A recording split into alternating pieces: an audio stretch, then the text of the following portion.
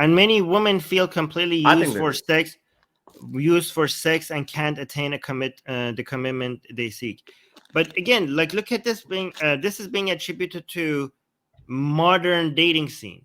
But think about, compared to before, women used to be sold as sex slaves in the market.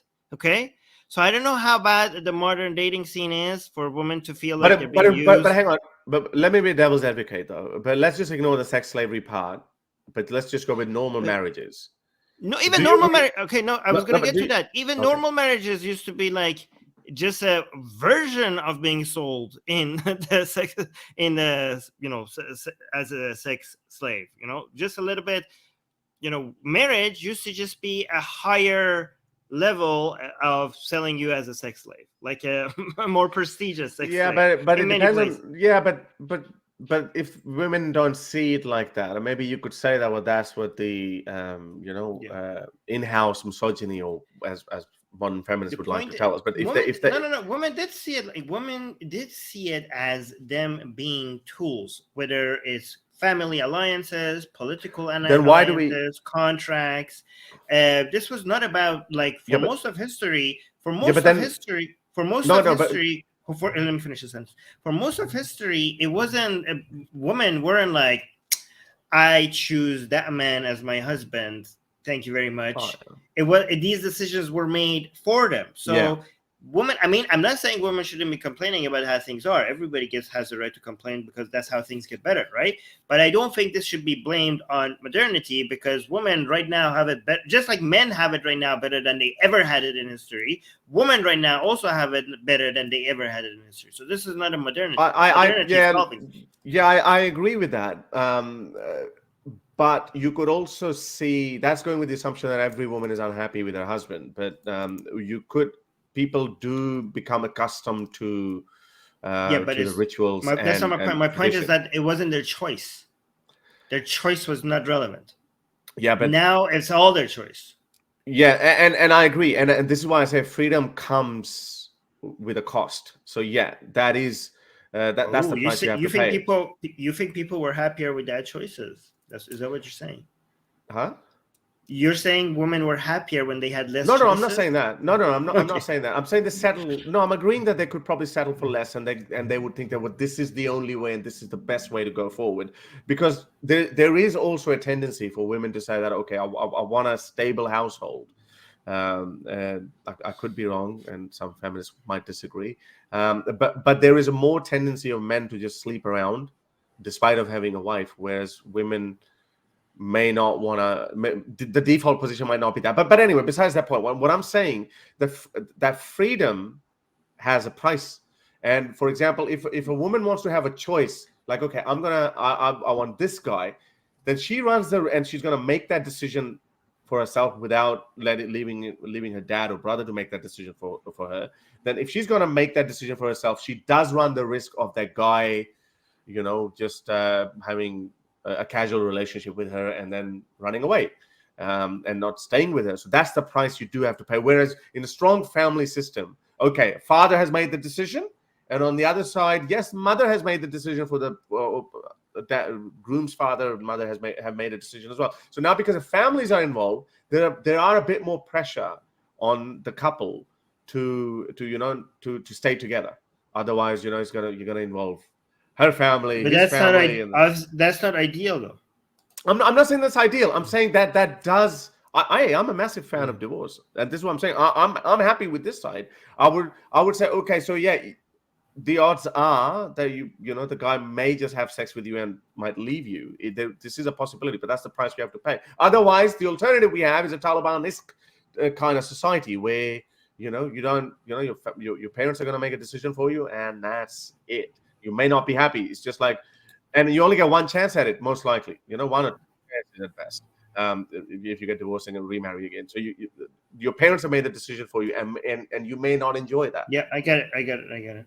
But anyways, what I'm saying is that things have gotten better. Okay, and that's not the reason. I'm not saying people shouldn't be complaining because things have gotten better. Okay, you could still complain about how unfair things are, but don't. There's 2 points. Okay, first of all, don't blame it on modernity. Modernity has made things better compared to before, not worse. 2, just because the system is still stacked up against you, that doesn't mean that you can't make things better for yourself. Okay, you have a lot of wiggle room, and you have a lot more wiggle room than before. Yes, it is unfair. Some people have certain privileges that no matter how much effort you make, you're not going to get to their level. Okay, but that doesn't mean there is no way that you could increase your odds and make life better for yourself. Right? That's what I think. But some people are. Last comment on that. I just want to say there was a Channel 4 documentary. It's on YouTube, but only available for UK viewers unless you use a VPN. But so that documentary was about incels of Britain, and I forgot the numbers, but there was a huge number, and this guy was interviewing these incels, and they had this face mask on because they didn't want to reveal their identity. This guy was complaining about Stacey's and like hot chicks who only go for the bad guys, and he was a loner, and no girl or no, he didn't even have male friends, let alone getting a female friend or girlfriend. And he was basically, his complaint was that I can't get the hottest girl. I was like, I mean, okay, maybe, like we say that, we hear that all the time, like, oh, women should lower their standards. Okay, why are you telling them? Because you are of a low standard man? Is that why you say that, hey, you should lower your standard and, fuck me instead? That's not going to happen. So maybe men should do that too. And I think that is how nature works. That the second strongest tiger is not going to go for the primary tigress after he has a fight with the other tiger and he loses the fight. Then he's going to go to the next tigress, and then he's going to go to the next tigress, and that's how it works. That's how nature works. If you want to get the hottest girl, well, lift your social status. You don't necessarily have to be, Hrithik Roshan or Chris Hemsworth or Will Smith back in the day. You don't have to be like the top specimen. But you can raise your. Who was a guy who married Anna Nicole Smith?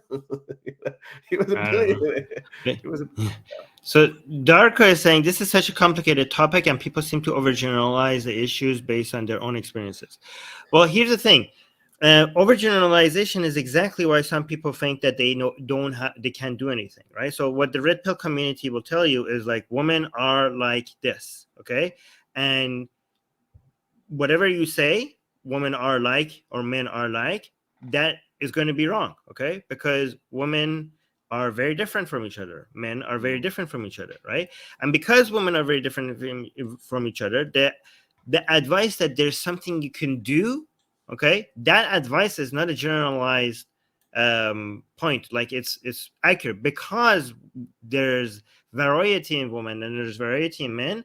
The idea of the red pill community are saying like, oh, women are like this, so therefore you're screwed, or therefore this and this and that. That is not wrong. That is extremely wrong. Sorry, because they try to portray you as a victim. But once you understand that there's so many different kind of women, then you understand that, okay, well, just because these bad experiences some people have had with women, that's not the entirety of the experience. There's so many other women. Okay, there's so many other women, and they don't want the same things, and they don't behave the same way. There are many women out there, I don't know, and many, that are ideal for you. And if they had met you, okay, if you do a few things, they would want you in their lives, right? So that realization is very important for people to get off their ass and do something about it. I understand some people in the live chat are saying that, oh no, relationships are overrated and they're happy to be single or whatever. Well, we're not talking about that. Like, we're talking about people who are single and don't want to be single. And also, this is not just about marriage. We're talking about relationships. People, even if you say, oh, marriage is outdated, marriage could become outdated, okay? But the idea of having a partner in life that you're also a sexual partner with, that is not outdated. That is like, that's going to be with us for as long as we're human, right? Like the fact that we need sex partners that are also our life partners, that is so ingrained within our psyche that it's not, again, not all. Some people are asexual, some people don't need life partners, but most of us need that for a healthy mental state. I just want to address this point, and then we can move on from this. Harris assumes women pick based on looks. I actually don't. I actually said the opposite. I said raise your social status. This is why I gave the reference of the late husband of Anna Nicole Smith, who was like 80 years old, and as far as appearance goes, I mean, surely that wasn't it. So yeah, women do look for other things, probably more so than looks. Yeah, but also it's probably not advisable to smell a BO and have bad breath to go on the day. So you don't have to have a six-pack or anything. But having said that, you can if you have lifted your social status, then yeah, you're likely to do well. All right, let's move on to the next. You don't have to have a six-pack, but not being obese, even if it's not necessary, it helps. Body shaming.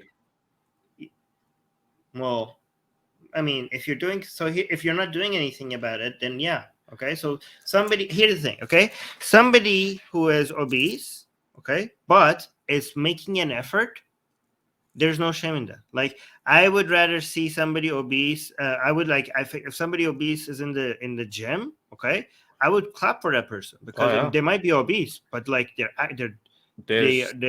not just taking it, right? There is nothing better than those transformation videos. Like, I literally sometimes, I'm reduced to tears when I see the journey that some obese people go, and then they go like, there was this one video that I saw on Instagram. This guy said I tried everything, whatever, and he was morbidly obese. And then he went away, he said, to Asia or something for 2 years, and he came back very very healthy looking, and his mom started crying, his friends started crying. I was like, wow, this is it. So kudos to that guy, because yeah, I mean, what is life if not improving yourself? To have your questions answered on the next live stream, become my patron today. You can do so with as little as $1 a month. Link in the description below.